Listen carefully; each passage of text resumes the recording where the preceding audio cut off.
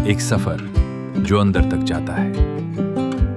कभी कभी जिंदगी में हम किसी जगह पर घूमने नहीं जाते, हम बस खुद से थोड़ा दूर जाने के लिए निकल पड़ते हैं। शहर की भीड़, फोन की नोटिफिकेशंस, काम का प्रेशर, फ्यूचर की टेंशन, सब कुछ एक साथ चल रहा होता है। और फिर एक दिन हम कुछ दोस्तों के साथ बैग पैक करते हैं और निकल पड़ते हैं एक ऐसी जगह की तरफ जहां पहाड़ों के बीच से एक नदी बहती है, जहां सुबह घंटों की आवाज से होती है, जहां शाम दियों की रोशनी से जगमगाती है, और जहां गंगा के किनारे बैठकर शायद पहली बार लगता है जिंदगी को हर वक्त सॉल्व करना जरूरी नहीं है। ये सफर था ऋषिकेश का, एक ऐसा सफर जो हमने दोस्तों के साथ शुरू किया था, लेकिन पता नहीं कब ये सफर मेरे और मेरे अंदर के बीच का सफर बन गया। सुबह का वक्त था, हम सब बैग्स लेकर निकल पड़े। गाड़ी में म्यूजिक चल रहा था, कोई जोक्स कर रहा था, कोई फोटोज ले रहा था, और ऑब्वियसली हर ग्रुप ट्रिप की तरह हमारे ग्रुप में भी एक ऐसा दोस्त था जो बिना किसी रीजन के सबको इरिटेट कर रहा था। लेकिन जैसे जैसे हम ऋषिकेश के करीब पहुंचने लगे, सीन बदलने लगा। कंक्रीट की जगह पहाड़ दिखने लगे, ट्रैफिक की जगह हवा की आवाज सुनाई देने लगी, और फिर दूर से गंगा नजर आई। पहली बार जब हमने गंगा को इतने करीब से देखा, कुछ सेकंड्स के लिए सब चुप हो गए। किसी ने कुछ नहीं कहा, बस देखते रहे। शायद कुछ जगहें ऐसी होती हैं जिन्हें एक्सप्लेन नहीं किया जा सकता, उन्हें सिर्फ फील किया जा सकता है। ऋषिकेश उन्हीं जगहों में से एक लगा। हम फ्रेंड्स थे, हंस रहे थे, मस्ती कर रहे थे, लेकिन उस मोमेंट में सबके चेहरे पर एक अलग ही सुकून था।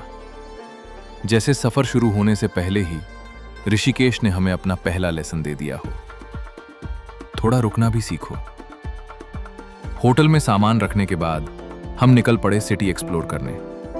लेकिन ऋषिकेश को एक्सप्लोर करना सिर्फ रोड्स और कैफेज देखना नहीं है। यहां हर गली के पीछे एक कहानी है, हर मंदिर के पास एक शांति है, और हर मोड़ पर गंगा किसी न किसी फॉर्म में आपके साथ चलती हुई मिल जाती है।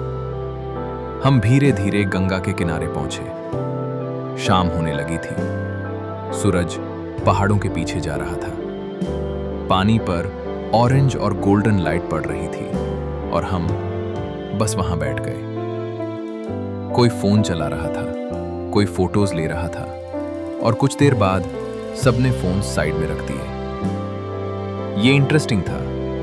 हम पूरे दिन एक दूसरे के साथ थे, लेकिन पहली बार हम बिना बात किए भी कंफर्टेबल थे। गंगा की आवाज, हवा, पहाड़ों का साइलेंस, सब कुछ मिलकर एक नेचुरल बैकग्राउंड म्यूजिक जैसा लग रहा था। और तब समझ आया, पीस का मतलब हमेशा साइलेंस नहीं होता। कभी कभी पीस का मतलब होता है अपने आसपास की हर आवाज को एक्सेप्ट कर लेना। अगली सुबह हमने डिसाइड किया कि सनराइज देखने के लिए जल्दी उठेंगे।